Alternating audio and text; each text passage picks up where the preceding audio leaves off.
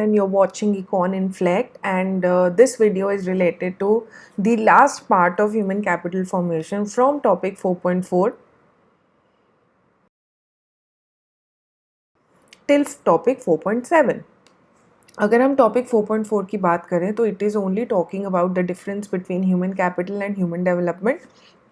तो जो question number 4 है एनसीईआरटी में वो भी इसी से ही रिलेटेड है.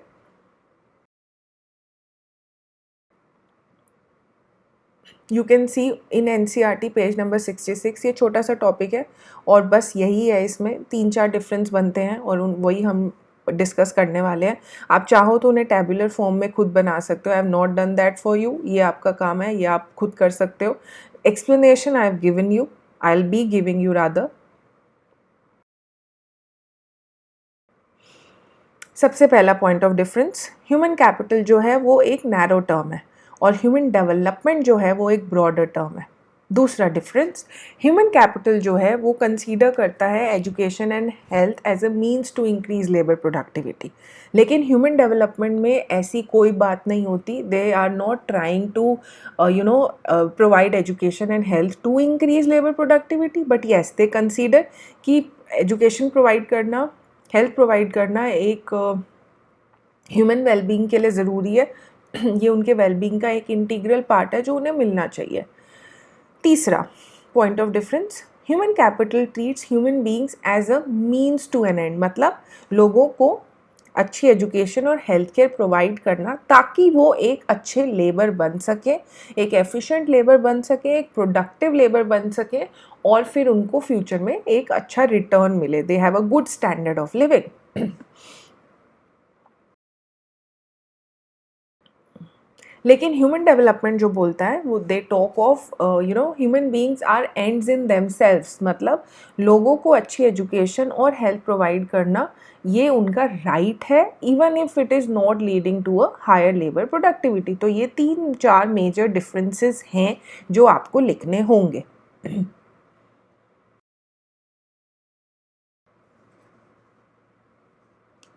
After that, we have another question in NCERT, question 5. How is human development a broader term as compared to human capital? Again, the content remains the same, but now they are not talking of difference. तो आप tabular form में तो नहीं लिखोगे, आप यही content को points बना के एक paragraph form में लिखेंगे. But make sure you write your answer in points form. Next topic जो है हमारा topic 4.5 that talks of state of human capital formation in India. बहुत सारे बच्चों को इस 4.5 टॉपिक ऑनवर्ड्स घबराहट होनी स्टार्ट हो जाती है क्योंकि उन्हें बहुत दे गेट पजल्ड कि भाई इस टॉपिक में क्या करना है, इस टॉपिक में कौन सा सब टॉपिक होगा. तो आई have made it very easy for you. सिर्फ और सिर्फ आपको जो है एनसीईआरटी बुक साथ रखनी है और उनको हाईलाइट करके लिखते जाना है वहाँ पे उनकी हेडिंग्स कि ये पैराग्राफ किस बारे में बात कर रहा है, दूसरा पैराग्राफ किस पर्टिकुलर टॉपिक के बारे में बात करना है, which is important. Now let's focus on this topic.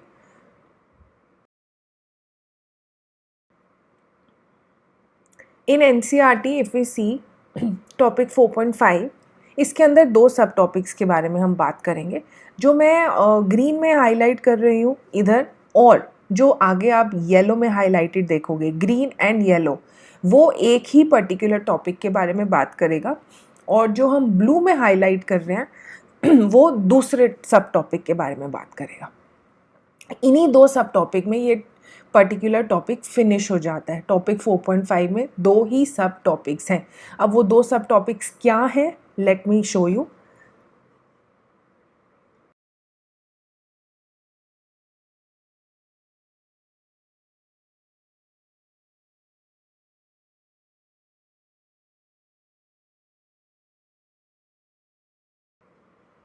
Number 1, which is also question number 7 of NCERT, कि how government organizations facilitate the functionings of schools and hospitals in India. दूसरा question number 18 NCERT, argue in favor of the need for different forms of government intervention in education and health sector. तो इन्हीं 2 के बारे में बात हो रही है इस टॉपिक 4.5 में. तो अगर पहले की बात करें कि गवर्नमेंट कैसे फैसिलिटेट करती है, तो हमारी कंट्री एक फेडरल कंट्री है जहाँ पे अलग अलग टीयर्स ऑफ गवर्नमेंट है, पहला यूनियन, फिर स्टेट, फिर लोकल बॉडीज़, और accordingly expenditure on education and health is carried out simultaneously by all these 3 tiers of the government. कैसे? For education, there is Ministry of Education at the union and state level. There is Department of Education and various organizations like NCERT, UGC, AICTE.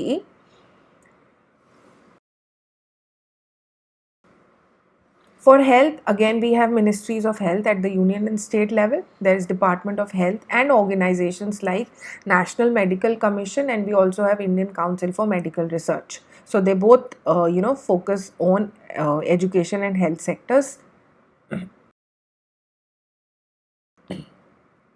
So both the union and state government have been stepping up their expenditures in these sectors, and they are trying to achieve the 100% literacy in the country.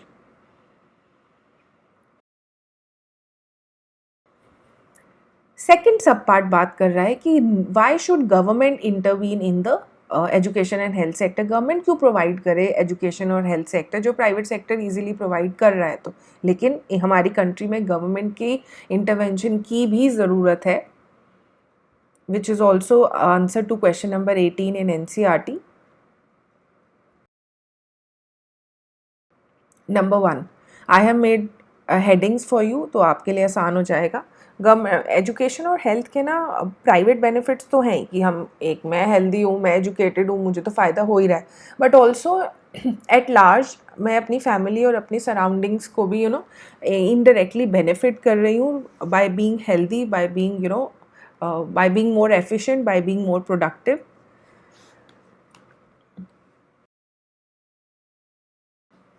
Second, education और health के जो long term impacts हैं, आप जो है एक लंबे समय के लिए फ़ायदे में रहते हो और उसके बेनिफिट्स को हम रिवर्स नहीं कर सकते।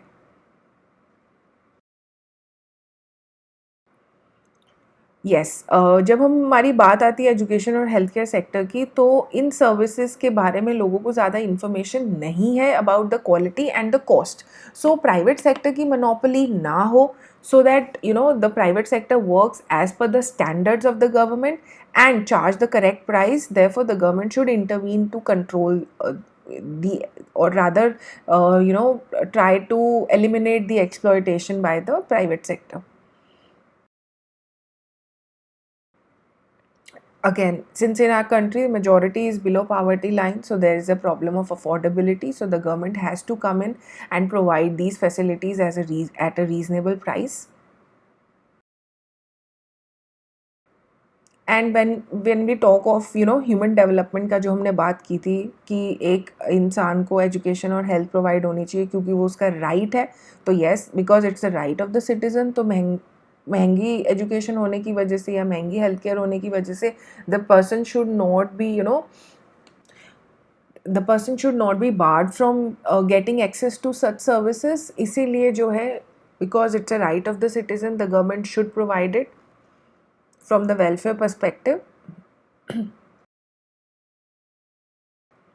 सो ये 5 मेजर रीजंस हैं जो NCERT से ही पिक किए हैं मैंने। After that there is a small box in NCERT जिसके बारे में ज़्यादा कुछ इन्फॉर्मेशन बुक में है नहीं, तो I have gathered it from other sources.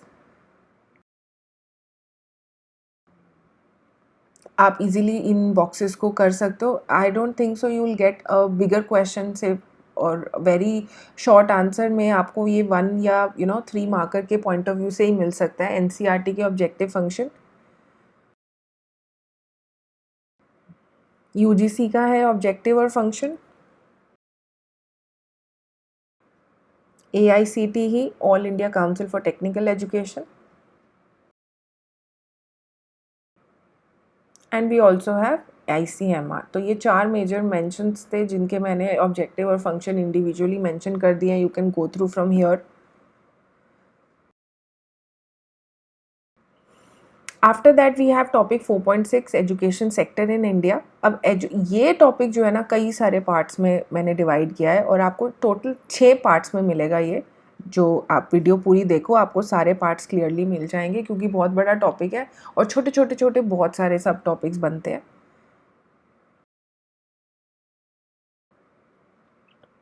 अगर हम सबसे पहले टॉपिक की बात करें तो जो ये मैंने हाईलाइट किया हुआ है, this talks about the first topic कि जो है in what ways the government incurs expenditure on education. इसी के बारे में अब हम डिटेल में बात करेंगे, उसके बाद हम फर्दर और टॉपिक्स के बारे में बात करने वाले हैं। यहाँ तक जहाँ मैंने मार्क किया हुआ है येलो से, this will talk about the first सब topic. This is the first subtopic. Second is there are regional differences. Thirdly, what are the recommendations for the government? Fourth, that there is inadequacy of the government expenditure. What efforts the government has been taking for increasing the expenditure on education. And lastly, कि indicators क्या हैं educational achievements के. अगर हम पहले की बात करें तो गवर्नमेंट जो है एक्सपेंडिचर करती है एजुकेशन पे, उसको मेजर किया जाता है as a percentage of the total government expenditure से। गवर्नमेंट का पूरा खर्चा हर एक जगह टोटल मिला के जितना भी हुआ उसका कितना परसेंट एजुकेशन पे गया। दूसरा, इकोनॉमी में जितनी भी जीडीपी जनरेट हुई उसका कितना परसेंट जो है हमने एजुकेशन पे खर्चा किया।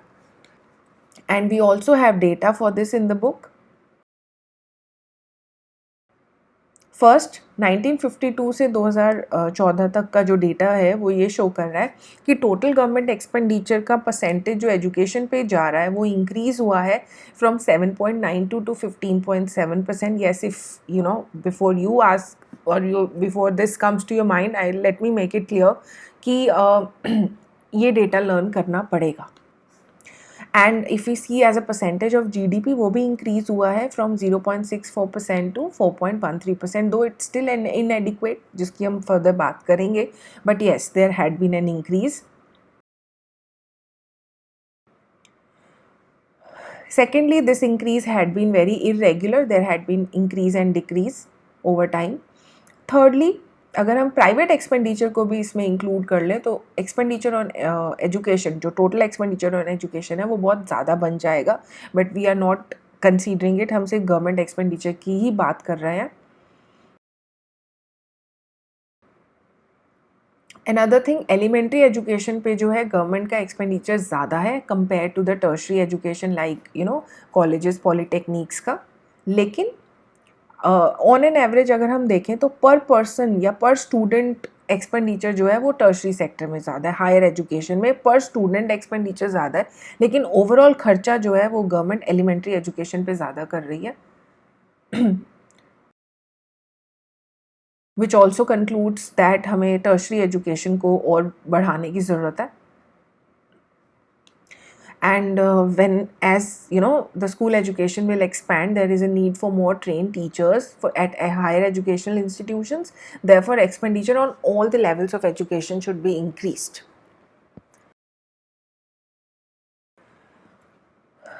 Next we have in the same topic 4.6, continuing after it, ये जो मैंने green में highlight किया हुआ है, फर्दर आगे हम देखेंगे कि ये पूरा का पूरा पैराग्राफ जो है आई मीन ग्रीन में सेकंड सब टॉपिक के बारे में बात की जाएगी, ब्लू में थर्ड सब टॉपिक के बारे में बात की जाएगी, सो एंड सो फोर्थ जो है we will talk about all subsequent topics. ये सारे कलर्स जो हैं वो अलग अलग सब टॉपिक्स को डिनोट करने के लिए हैं, ताकि आप जब मार्क कर लो अपनी बुक में तो जब आप नोट्स में से देखोगे, वीडियो में से देखोगे तो आपको क्लैरिटी मिल जाएगी. यहाँ ये टेबल भी टॉपिक 4.6 में इंक्लूडेड है. So this all covers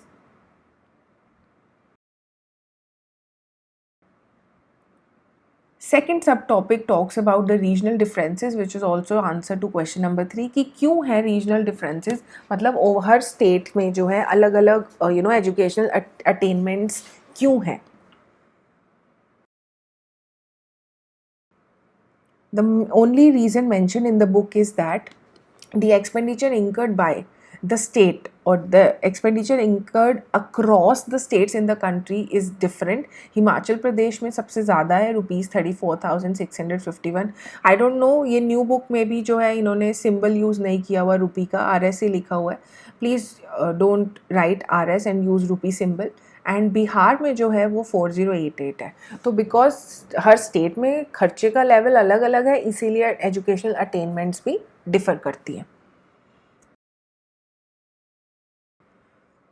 this is the third सब टॉपिक कि recommendations क्या हैं कि गवर्नमेंट को एक्सपेंडिचर कितना करना चाहिए. First is the Education Commission 1964-66 which recommended that minimum 6% of GDP should be spent on education. And second, there was Tapas Majumdar Committee appointed in 1999 which also recommended that the expenditure of around 1.37 rupees lakh crore over 10 years, so that all Indian children in the age group of 16 to 14 years should be brought under the purview of education. So these are the two major recommendations in the new edition.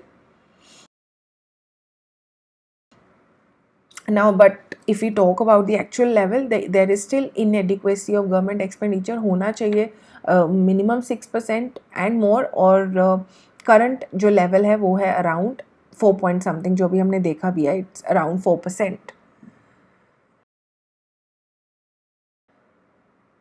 But yes, there are still efforts by the government to increase expenditure. One, in 2009 there was Right of Children to Free and Compulsory Education Act to provide education to the age group of 16 to 14 years, free education, because that is their fundamental right. Secondly, अगर आप देखो आपके parents भी tax भरते हैं, तो हर जब भी इनकम टैक्स पे होता है तो उसके अंदर 2% जो है एजुकेशन सेस लगता है, हट on all union taxes. So yes, this is another way through which the government is earning revenues and spending on education.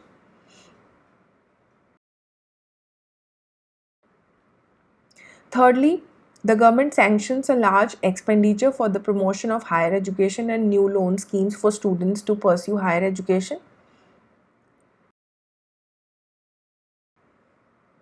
After that, we have the last subtopic of this topic 4.6, which is the educational achievements in India, which is related to the box given, and also an answer to question number 2 of NCERT. So the indicators are: one, adult literacy level; second is primary education completion rate; and third is the youth literacy rate, which is also mentioned. पूरा data दिया हुआ है table 4.2 में.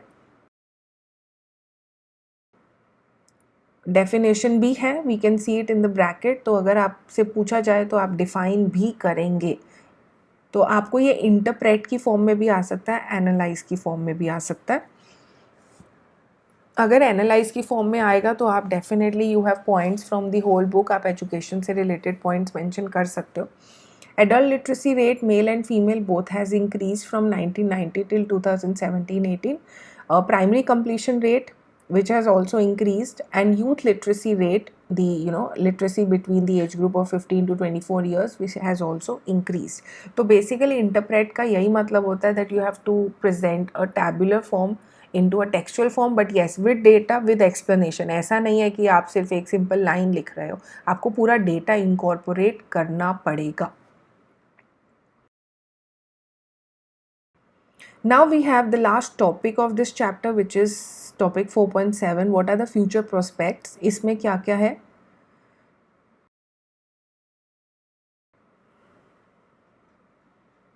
If you see in NCERT, इसमें highlight किया हुआ है, but मैंने उसको अलग अलग पार्ट्स में डिवाइड कर दिया है. ये 3 मेजर टॉपिक्स जो हैं वो हाईलाइट किए गए हैं NCERT में, पेज 71 तक. After that we have conclusion भी ज़रूर पढ़ना चाहिए, और रीकैप का जो ये पिंक बॉक्स है ये भी ज़रूर पढ़ना चाहिए. और मेजरली ये सारे जो NCERT में 20 बैक क्वेश्चंस हैं वो मैंने इनकॉर्पोरेट कर दिए हैं वीडियो में, तो आप आसानी से इन्हें आंसर कर सकते हो. और आपको NCERT से डायरेक्ट क्वेश्चन भी पेपर में मिल सकते हैं, उसकी भी प्रोबेबिलिटी बहुत हाई है, क्योंकि पिछले साल भी ऐसा हुआ है.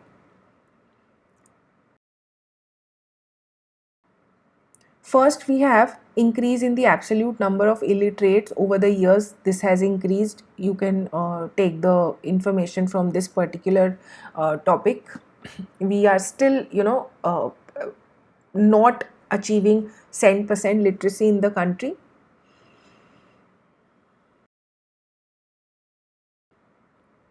Second, there had been positive development in gender equity to promote education for women in India. Improving, basically women, if we make women educated, then this leads to improvement in their economic independence and social status, and also because women education makes a favorable impact on fertility rate and healthcare of women and children. And there's a very popular saying that if you educate a woman, you are educating the entire family, or rather, coming generations. So this is also an answer to question number 17. आप इसके ऊपर also because ये थोड़ा value based भी बन जाता है, आप जनरल पॉइंट्स भी मेंशन कर सकते हो कि क्यों विमेन एजुकेशन को प्रमोट करने की ज़रूरत है. आप अपने भी 2-3 एक्स्ट्रा पॉइंट्स ऐड ऑन कर सकते हो. You have this much liberty in this answer. Then there is less number of people reaching higher education, though बच्चे एनरोल तो करते हैं बट ड्रॉप आउट्स रेट हैं हाई, और उसकी वजह से हायर एजुकेशन तक सिर्फ कम ही लोग पहुंच रहे हैं. Unemployment and there's unemployment among educated youth.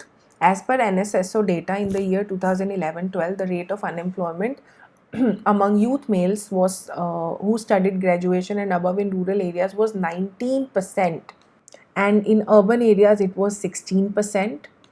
Whereas when we talk of female graduates, it was 30%, and in contrast to this, only about 3 to 6% of primary level educated youth in rural and urban areas were unemployed, and the situation is yet to improve as indicated by the periodic labor force survey of 2017-18.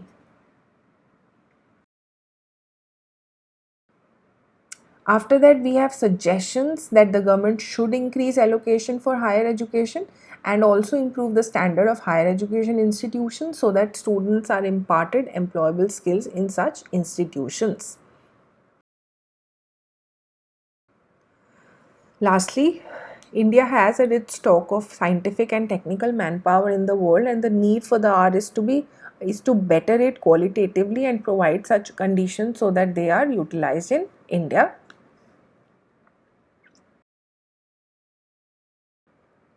Then I have highlighted some points in the recap so that you can use them, although they are crux of the whole chapter only, but हाँ आप इन lines को अपने answers में use कर सकते हो. Then we have answer to question number 1. The two major sources are education and health. Then we have question 12 NCERT. There is a downward trend in inequality worldwide with the rise in the average educational levels. मतलब जैसे जैसे लोग educate होते हैं, जो inequalities हैं वो reduce हो जाती हैं, एंड उसका कंट्रीब्यूशन बेसिकली आपको बताना है कि एजुकेशन का क्या रोल है, या एजुकेशन कैसे जो है इनइक्वालिटी रिड्यूस कर देता है. 1, it raises the standard of living, it makes everyone equal, and this reduces the inequality. आप जो है एजुकेशन से रिलेटेड और भी बेसिकली अभी तक हमने जितने भी एजुकेशन से रिलेटेड पॉइंट्स लिखे हैं पढ़े हैं वो आप इसमें मेंशन कर सकते हो. Then there is a question 19 problems of human capital formation, जो कंक्लूजन वाला पार्ट से जो पहले टॉपिक 4.7 था उसके पॉइंट्स भी इसमें आएंगे, और एक जनरल मुझे मिला गूगल पे तो मुझे लगा I should share it with you, तो ये पॉइंट्स भी आप टू सम एक्सटेंट यूज़ कर सकते हो. ये ब्रेन ड्रेन वाला जो कंक्लूजन था उसकी लास्ट लाइन से ही रिलेटेड है कि जो हमारे पास स्किल्ड मैन पावर है वो इंडिया में ही यूटिलाइज होनी चाहिए. But yes of course definitely we see that there is a lot of brain drain, people are going for better opportunities outside the country. सो आपको पूरे चैप्टर में से क्रक्स ढूंढ के लिखना है जो आपको टॉपिक 4.7 में इजीली मिल रहा है कि एजुकेटेड अनएम्प्लॉयमेंट बहुत है, there are a few takers in terms of higher education, तो वो सारे पॉइंट्स भी आप यहाँ पे मेंशन कर सकते हो. अपार्ट फ्रॉम दिस, ये सिर्फ मैंने एक रेफरेंस के लिए स्क्रीनशॉट लगाया हुआ है, मेजर तो आंसर उस टॉपिक 4.7 से ही बनेगा. सो अगर हम कंक्लूजन की बात करें तो बेसिकली ह्यूमन कैपिटल फॉर्मेशन का पर्पस ही यही है to change this situation to this situation. and I hope you all have liked my videos, so please do subscribe to my channel. And if you go to the playlist section, आपको chapter से related further topics, सब topics की videos मिल जाएंगी.